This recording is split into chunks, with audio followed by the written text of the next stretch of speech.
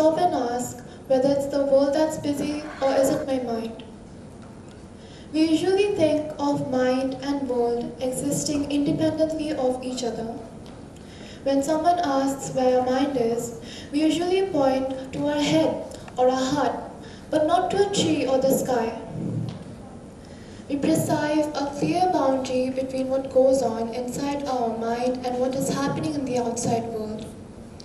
Compared to the vast world outside, the mind nestled inside the body can feel small, vulnerable, and sometimes powerless. It is not that the world is objectively sad or joyful and produces a corresponding feeling in us. Rather, feelings originate with the mind. Producing a subjective experience onto the world. So the world isn't inherently joyful or sad, it just is. Perhaps we can better understand this with a conversation I had with my friend. So she recently oversaw a construction process taking place at a house. Among the other things, this is how she described it. When it came time to place tiles on the roof, I saw tiles everywhere I went. I noticed its material, its thickness, and its design. And when it was time to install the floors, I naturally zeroed in on the origin, color, texture, and the durability of a hardwood floor. Then it suddenly dawned on me that when we look at the outside world, we are looking at a small part that interests us. However, to our mind, that small world is the entire universe. Our reality is not the infinitely stretching cosmos, but a small part we choose to focus on.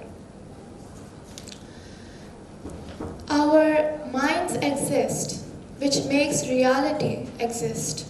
Without the mind, there would be no universe. The more I reflected in this, the more her insight made sense to me. The world comes to exist because we are aware of it. We can't live in a reality of which we are unaware.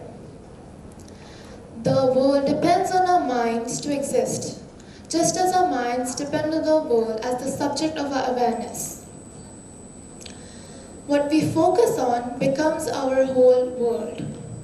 Put differently, that the mind's awareness can bring the world into being. Seen this way, the mind doesn't seem so insignificant to the relation to the world, doesn't it? We neither can nor know every single thing that happens in the world. If we do, we would go crazy with the overload of information. But if we see the world through the lenses of our mind, the same way my friend did, we'll readily notice what we are looking for. Given that the world is limited, which we see through our mind's eye, but if we train and choose wisely, we'll get to experience life corresponding to the state of our mind. Let's take an example that I squeeze myself into the subway car, crowded with people. I can either get annoyed or think it's fun that I don't need to grab a handrail. People react differently to the same situation.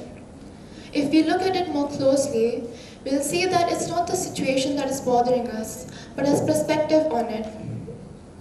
So I'd like to end my speech with a conclusion that none of us are actually busy. We should train our perspectives in our specific situations we get in life.